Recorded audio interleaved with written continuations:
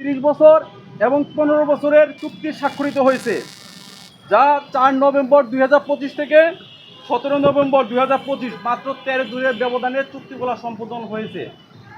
আমরা মনে করি এখানে অস্বচ্ছতার বিষয়গুলো লক্ষ্য করা যায়। এবং একই দিনে আরও একটি টার্মিনাল, পানগাঁও টার্মিনাল, সুইজারল্যান্ড ভিত্তিক কোম্পানি মেডলক এস এর সাথে 22 বছরের কনসেশন চুক্তি হয়েছে। এটিও অস্বাভাবিক দ্রুততা মাত্র 11 দিনের ভিত্তিতে সম্পাদন হয়েছে। 3 নম্বর ছিল এনডিএ বা গোপন চুক্তি। এই 3টি চুক্তি ছিল গোপন চুক্তি এবং আমাদের জনগণের সাথে লুকোচুরি করছে, যেটা ওপেন টেন্ডার আহ্বান করা হয়নি। যেহেতু গোপন চুক্তি ছিল, তাই প্রমাণ করে এখানে বিশাল অঙ্কের আর্থিক লেনদেন হয়েছে।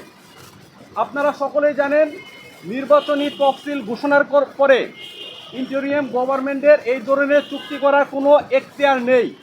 যেহেতু রাজনৈতিক দলগুলা এটাতে দ্বিমত পোষণ করেছে, সেহেতু কোনোভাবে এখানে তারা এই চুক্তিগুলো বাস্তবায়ন করতে পারে না। আমরা দুদক বরাবর 3টা আবেদন জানিয়েছি।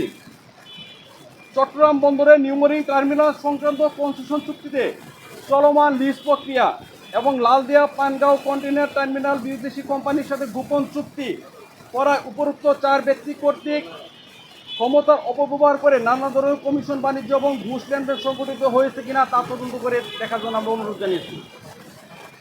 তদন্তের স্বার্থে সংশ্লিষ্ট ব্যক্তিবর্গ এবং তাদের পরিবারের দেশি বিদেশি ব্যাংক অ্যাকাউন্ট